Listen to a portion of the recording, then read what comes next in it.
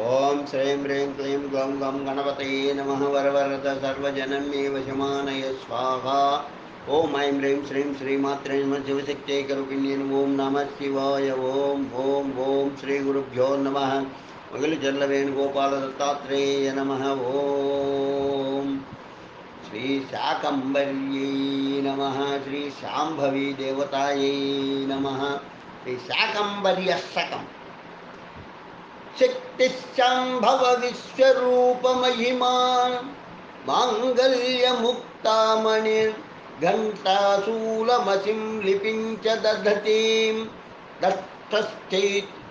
दक्षैश्चतुर्भ्यः करैः वामैर्बाहुभिरर्घ्यशेषभरितं पात्रं च शेषं तथा चक्रं खेटकमन्धकारिदयिता त्रैलोक्यमाता शिवा देवी दिव्यसरोजपादयुगले मन्दुक्पणन्नो पुरां सिंहारूढकलेवरा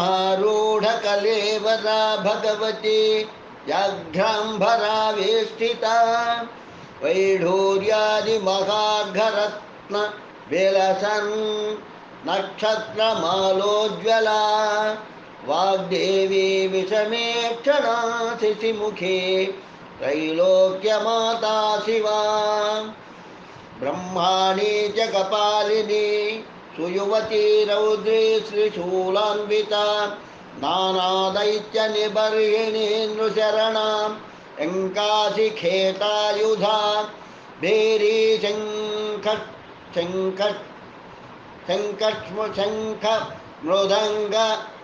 मृदङ्गचुघोषमुदिता तोलिप्रिया चेश्वरी माणिक्याढ्यकिरीटकान्तवदना त्रैलोक्यमाता शिवा वन्दे देवी भवार्तिभञ्जनकरी भक्तप्रिया मोहिनी मायामोहमदन्धकारशमनी मत्प्राणसञ्जीवनी यन्त्रां व्यमन्त्रजपो तपो भगवते माता पिता भ्रातृका विद्याबुद्धिधृते गतिश्च सकलत्रैलोक्यमाता शिवा श्रीमाता त्रिपुरे त्वमब्जनिलया वर्गादिलोकान्तरे पाताले जलवाहिनी त्रिपदगा लोकत्रये शङ्करी त्वं चाराधकभाग्यसम्पदभिनी श्रीमूर्ध्नलिङ्गाङ्किता त्वां वन्दे भवभीतिभञ्जनकरीं त्रैलोक्यमातः शिवे श्रीदुर्गे भगिनीं त्रिलोकजननीं कल्पान्तरे ढाकिनीं वीणापुस्तकधारिणीं गुणिमणिं कस्तूरिकालेपनीं नानारत्नविभूषणां त्रिनयनां दिव्याम्बरावेष्टितां वन्दे त्वां भवभीतिभञ्जनकरीं त्रैलोक्यमातः शिवे नैऋत्यां दिशि पत्रतीर्थममलं मूर्तित्रये वासिनीं तां मुख्या च हरिद्रतीर्थमनघं वाप्यां च तैलोदकं गङ्गादित्रयसङ्गमे सकुतुकं पीतोदके पावने त्वां वन्दे भवभीतिभञ्जनकरीं त्रैलोक्यमातः शिवे द्वारे तिष्ठति वक्रतुण्डगणपक्षेत्रस्य पालस्ततः अक्रीड्या च सरस्वती वहति सा भक्तिप्रिया वाहिनी मध्ये श्रीतिलकाभिधं तव वनं काङ्कशाकम्भरी चिन्मयी त्वां वन्दे भवभीतिभञ्जनकरीं त्रैलोक्यमातः शिवे शाकम्भर्यस्तकमिदं यः पठेत् प्रयतः पुमान् स सर्वपापविनिर्मुक्तः सायुज्यं पदमाप्नुयात् इति श्रीमच्छङ्कराचार्यविरचितं श्रीशाकम्भर्यष्टकं सम्पूर्णम्। ॐ श्रीशाकम्भरी देवतायै नमः। श्रीशाकम्भरी कवचम् अद्य नमः। ॐ शुक्रमुवाच శాకంబరార్యాస్తు కవచం సర్వరక్షాకరం నృణాం యన్న కస్యచిదాఖ్యాతం తన్మే కథయ షణ్ముఖా. స్కంద ఉవాచ చక్రశాకంబరీ దేవ్యాః కవచం సిద్ధిదాయకం కథయామి మహాభాగా శృణు సర్వశుభావహం. అస్య శ్రీ శాకంబరీ కవచస్య స్కంద ఋషిః శాకంబరీ దేవతా అనుష్టుప్ఛందః చతుర్విధ పురుషార్థసిద్ధ్యర్థే జపే వినియోగః ధ్యానం. శూలం ఖడ్గం చ డమరుం దధానామభయప్రదం సింహాసనస్థాం ధ్యాయామి దేవీ శాకంబరీమహం. అద శాకంబరీ కవచం. శాకంబరీ శిరః పాతు నేత్రే మే రక్తదంతికా కర్ణోరమే నందజఘ పాతు నాసికాం పాతు పార్వతీ ఓష్టౌ పాతు మహాకాళీ మహాలక్ష్మీశ్చ మే ముఖం మహాసరస్వతీ జిహ్వాం చాముండావతు మే రదాం. కాళకంఠసతే కంఠం భద్రకాళే కరద్వయం హృదయం పాతు కౌమారీ కుక్షిం మే పాతు వైష్ణవీ నాభిం మే వతు వారాహి బ్రాహ్మీ పార్శ్వే మమావతు పృష్టం మే నారసింహీ చ యోగీ చ పాతు మే గతిం ఊరు మే పాతు వామోరుర్జానునీ జగదంబికా జంఘే మే చండికాం పాతు పాదౌ మే పాతు శాంభవి శిరప్రభృతి పాదాంతం పాతు మాం సర్వమంగళా.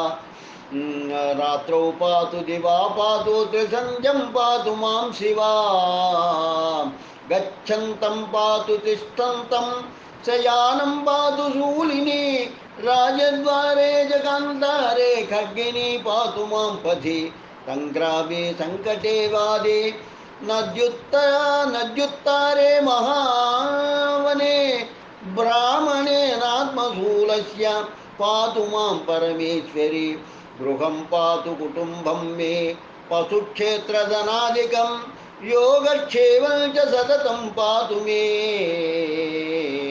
వనశంకరీ. ఇతీదం కవచం పుణ్యం శాకంబర్యాః ప్రకీర్తితం యశ్రీసంధ్యం పటే చక్రసర్వాబద్ధి తముచ్యతే.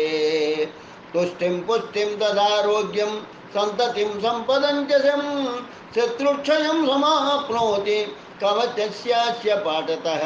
శాకినీ డాకినీ భూత బాలగ్రహ మహాగ్రహాః నశ్యంతి దర్శనాత్ త్రస్తాః కవచం పఠతస్త్విదం.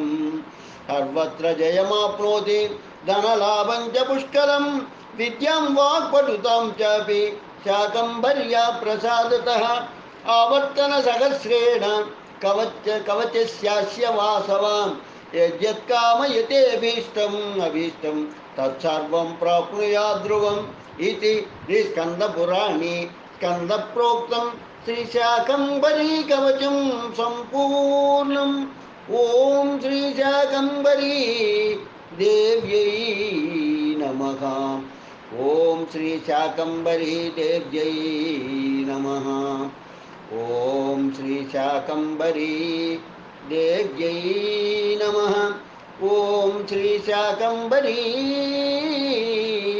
దేవ్యై నమః. శ్రీ శాకంబరీ అష్టోత్తరశతనామావళి జగదీశ్యే నమః. ఓం శాకంబర్యై నమః. ఓం మహాలక్ష్మీ నమ. ఓం మహాకాళ్యై నమో. మహాకాంత్యై నమో. మహాసరస్వత్యై నమో. మహాగౌర్యై నమ. ఓం మహాదేవ్యై నమో. భక్తానుగ్రహకారిణ్యై నమో. స్వప్రకాశాత్మరూపిణ్యై నమో. మహామాయాయై నమ. ఓం మాహేశ్వర్యై నమో. వాగీశ్వర్యై నమ. ఓం జగద్ధాత్రే నమ. ఓంకారరాత్రే నమో. త్రిలోకేశ్వర్యై నమో. భద్రకాళ్యై నమ. ఓంకారార్యై నమో. పార్వత్యై నమో. త్రిలోచనాయై నమ.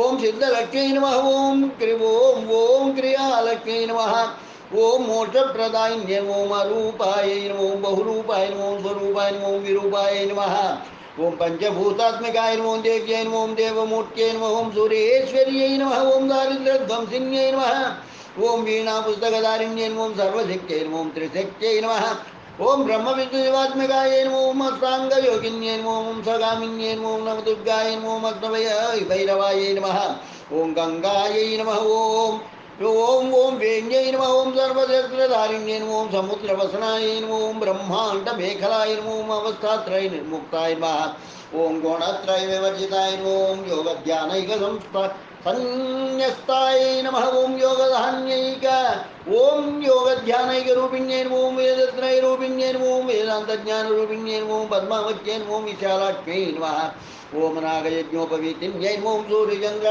స్వరూపిణ్యై నమో ఓం గ్రహనక్షత్రరూపిణ్యై నమో వేదికాయ నమో వేదరూపిణ్యై నమో హిరణ్యగర్భాయై నమః ఓం కైవల్యపదాదాయిన్యై నమో ఓం సూర్యమండల సంస్థితాయై నమః ఓం సోమసుమండల మధ్యస్థాయ నమః ఓం వాయుమండల సంస్థితాయ నమః ఓం అగ్నిమండల మధ్యస్థాయ నమః ఓం శక్తిమండల సంస్థాయ నమః ఓం చిత్రికాయ నమః ఓం చక్రమార్గప్రదాయిన్యై నమః ఓం సర్వసిద్ధాంత మార్గస్థాయ నమః ఓం షడ్వర్గవర్ణవర్జితాయ నమః ఓం ఏకాక్షర ప్రణవయుక్తాయ నమః ఓం ప్రత్యక్ష మాతృకాయ నమః ఓం దుర్గాయ నమః కళా విద్యాయ నమః ఓం చిత్రసేనాయ నమః ఓం చిరంతనాయ నమః ఓం శబ్దబ్రహ్మాత్మికాయ నమః ఓం అనంతాయ నమో ఓం బ్రాహ్మ్యై నమో ఓం బ్రహ్మసనాతనాయ నమో ఓం చింతామణ్యై నమః ఓం ఉషాదేవ్యై నమో ఓం విద్యామూర్తి సరస్వత్యై నమో ఓం త్రైలోక్యమోహిన్యై నమో ఓం విద్యాదాయై నమః ఓం త్రైలోక్యమోహిని నమో ఓం విద్యాదాయై నమో ఓం సర్వాధ్యాయై నమః